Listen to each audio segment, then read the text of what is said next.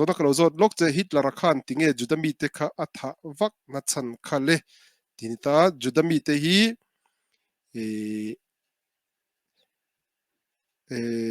atha na chan pakhat chu juda huat na hi Jentel te hi na oma thik na wangani tin kan soi photanga mo pakhat na chuan mase juda te hi engwange namdang te nin an huata thik na kan ti kha heta thinlung chunga a rauzong taka thik na kha a om thei tuna ka soi tuna kar thil ron soi hi khoi tang ma ka hriat le ka yang lo ni lo amai ro chu Jentel engti ka teng a generally in kan soi anga Jentel te atanga juda te a huat na oma hi thil chin hi thumin a in phu mani pakhat na chuan apon loi ber kan dona miang pathian thu anga juda te chung kala wangin chu chu enge om je kan ti chuan nam dang te zinga pathianin kata inni na turin ka ti sanga cheu ti thupui mang khan juda te khoi hmuna poni se khoi rama po om se anin ti ran tlat thina wangin Jentel te an then om te kan ti don miang an chen pui te lakatring huat na hi ron piang chowat vat thina ni chu chu enge apon loi bera om thilo mani chu chu khoi hmuna po juda ten le Jentel te inkara inrem na that tak om chung om po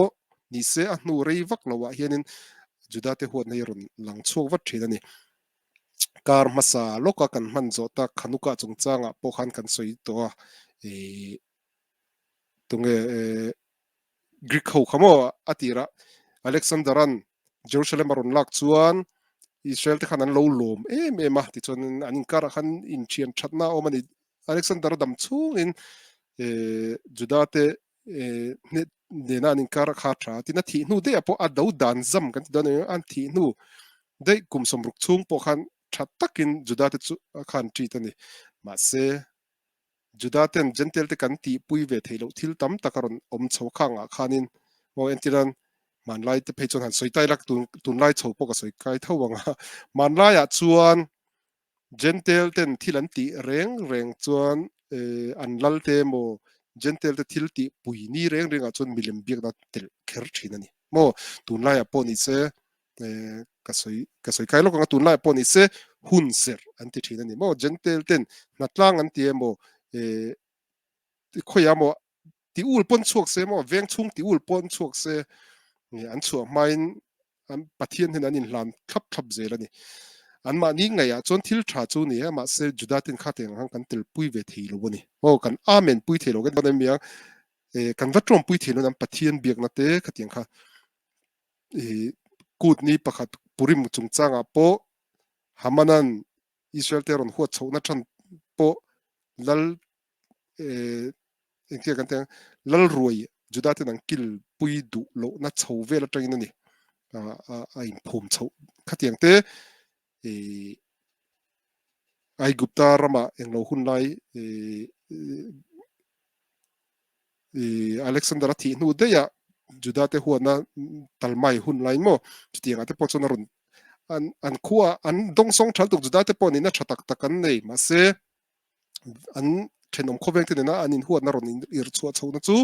an thil ti kan ti pui ve thilo na thina ni adik tak chuan rampon a po tuna rampon kan ti deuh hloya mo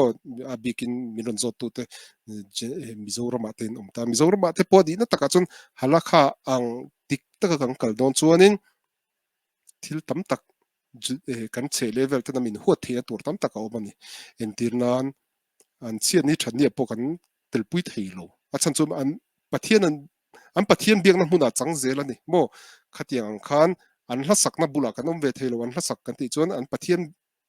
la an sakna bula te kan om theilo an trong trai na hmuna kan om theilo khatiang chang school lo ni ta se school a devotion an tia an devotion kan tel pui theilo mo ani na taka halakha alpi halakha dan zulzuya chuan chutiang chu judaten a khatiang kan tel pui theilo na ang kha takin chan chu tat chi ilang chuanin karlo huat na ron piang don khatiang chi khan Jentel te anom narama Jentel te rama juda te kan chetangin Israel ram tuna zalen takin kan omani meya tun ma kum som sari malama chuanin Israel independence sa ma chuan in rampona Africa rama te Arab ram sang sanga te mo tianga te Europe ram sang sanga te juda te kha no darin an omani an om a an om na hmuna khanin eng mo har sat na tam tak kha a om thin kan hriat theuh ang hei kipa kan khum ta tro hemi kipa teng te po hi ani na taka chuanin juda ten kan a bullo chu na chu kan ti don miang juda te Jentel ten juda ten hriat thana turatana juda ini chuanin chin china siam ro anti khatenga danan lo zam ma tanga ron chuak chho khani juda te hi huwa na sang sang ma chu tiang che chon Hitler po khanin German rama khan juda te kha mi ho satak tak ania nge an ram poisa khoi tu kan don miang beng ten ya khatenga mi ho satak tak khania an ram in rel bol na khan hong tam tak khan ne khang kha a khan in it sik chho na te om chho ta ti chuan thil ti ho puina juda ten an thin lung takin an tel pui ve thei to thin si lowa khatianga khan tin hei in nei pol na te mo in nei pol na te pe chonin judami sakhomi ni kherpo ni lovin judami te judani ti thinlunga in hre tak tak juda nam kan ya chu ti khati khatianga in hre tak tak chu sakhomi ni kherlo po Jentel ten nupui pasala nei bol an nei pol du lo ni mo a chan chu he pathian pathian program kan don mem pathian in a takhlit khovela siam phunga chona topa ram changtu tur kan ti don miang olam haba lu tur te chu juda te ni khang kha Jentel te nen lo in nei polin nge lo om khom ta ilang chuan a topa pathian program zong zong kan ti sukuk vek thei don ani chung zong zong chu in thil hre kher lo mai la khiloni kan ti sa khomi lo te po hen an chungri la nefesh yehudi kan ti juda tharawa khan ne chu chona hriani mo chu wang chuan e e hetianga in nei polna te amo in zom na kan te me in ti thil ti ho na khanin kan in lak shan na o juda in lak shan na taka kha kina an ma ni in Jentel te na juda te huat na ron nge kan tenga a juda te laka huat na bul zung ron kai tran tu thin khan tama sa hi masa bera chonen thil poye ni reng reng lo thil poye ni lo na chan chu Jentel te na min huat na hian juda te kanin pum khat thei zo kani Israel rama hianin eng wangin nge zona tam tak thil pakhat om si khovela nam upa ber pol ho juda te chu inga tinge tun thleng hianin tia thataka zik tlok taka an lo om theina chan ti hi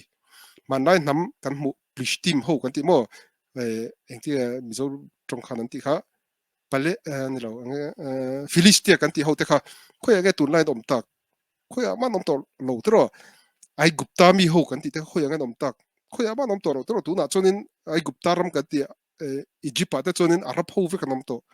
man lai nam khan ni to reng reng lo ni mo khoya ge kanan nam ho zong zong te khan om khang anral thum vek to ni eng hianin nge juda te hi tun thleng hian la chel nung thei ti hi zo na lian tak juda te zinga po juda le juda kanin zo phona thinani pakhat na chu kan tora hi ni o tora khoi muna po khoi rama po kalila tora hian min zui ve zel ani o khoi rama po khoi nampon mani tongin an lo let ve zel tamo Korea trong pon an ne China trong pon Bible kan ti kha om mizo trong pon om mo Manipur trong pon tu na chu om to ku ki trong tu chuanin khoi muna po kalila kan tora he min ze min ron veng chuin zom zel ani chu pakhan an ta se apa ni na judate kan che thewang judate chu hei Israel ram nge po khiloni le dati kan ti sa khomi lo te kanin zat deuh phuk mai ni heti chung chung hian tuna ka soya kha tora chau hian min veng tu ni kherlo ni min ti pum khat tu le min ti je ka te min ti ding chang tu hi ani kherlo ni pani na lian tu om le chu khovela antisemitism kan ti juda te huat na Jentel te nan nei hi Juda te tipum khatu le Juda te minti Juda tu kan dona mi Juda te kan ni na kan zehut kan ti kan identity ya min siama min ti chang tung tu min ti engti ka min ti min kal ngil tir pat tu chu tora le antisemitism hi ni chuwang chuan Hitler rapon Juda te lo ri kra vaka Judambi makta du ruklai mai alo thata no ase kha athil har sat tak Juda te chunga lo thlen tir khanin tuna chunin state kan nei pha ram sang sang train Juda te kan pem khom theya tuna chunin ma ni sarkar in rel bolin kan din thei pha ni chu chu ania pathian plan vekani pathian hunat soito engtingati malakhi ato pa khanemi beita a khishena ti kha beita ti chu huna pathian huna ronti hun mo ma shiak rong kaltir hun tur chu hun ruata a khishena ti chon ati nai thei bokani ati nai don bokani shabat lo hun dikta kom darkar minute second alu hun chi oma se a ma in batinu berinamo ka anlo chia ti chonin shabat kan lo lalut ma to ni adarka at mun chen khata chon jerusalem ma te pe chon ma darkar khata na luta mun chen khata chon minute som ni ten an lalut ma thin ni chu tiang che chon mashiak local hun po a hun om a hun tak tak bo pathin a hun ruata om ma se chumi ma chonin judate kanin pum khatna te khazara bichuwa pathiana kanin lamlet na ate khatianga khanin kan ti ma thei bokani mo mashiak lalram kha lolut ma turing kan ma ni mi mal thau hi poi kan poi mo ni chuta choni chung chu ni a ale lam zong taka chon Juda te rigrab na te Juda te ti du da na te po kha mashiak local nei na tura li pathian na tho ve thau ni a Hitler te amo Jentel poniang chu Hitler te po khanin lo ti du da viau lo se chuanin Juda te kha ram ngai na chang pon thal kher lo mai thei ni mo tun chang pon nei kan she thawanga asa khomi zing kan ti don miang hei a black heta orthodox zinga te po Israel ram la pom mi lo anom hi Israel ram an pom lo na chan chu ram shro tu te tiang ho zong zong po enge sa khomi pon ni lo wa chu wang chunin tin la pom mi lo mi chen khat an om ve nuk mai ni o chu tiang in America rama te po Juda Israel ram ai America ko de Juda tam zo kan ni chu tianga chuanin Juda tam tak atam zok te khonin Israel rama rab ram pek du te poen tam zok ni chu tiang chu Juda te ril ru amo am kshe or nam lu lul kan ni na kha enge mo che da chunin adikam chu wang chunin vok de kor kan ngai chang te po om ta chu tianga chunin Hitler kha pathianin tianga tal tumaron manga khatiang te po khanin Hitler ma po hamana te mo hamana te faro kan ti te sang sang khatiang khan lo mang ve to thina ni mo tun thleng pon che ka soi che han ka soi zo thawin ka ria Israel rama po hianin kan zinga hen Jentel nam upa po ni lo mandain am Palestine no mai kan thalo ni chumo Philistia kan ti ka chu Greek nam de ni Greek nam in do tura ai gupta ram do tura ron long pangaron lut ten ni chu chu ania mase tuna hetilai kan che level om hi chu rom la lina khami ming cho yang dewa Palestina tia anlo phu awanga hetilai rama arab ram ral tlan ho sang sang bo Wikipedia in chunin siang Palestine ho tunlai Palestine ho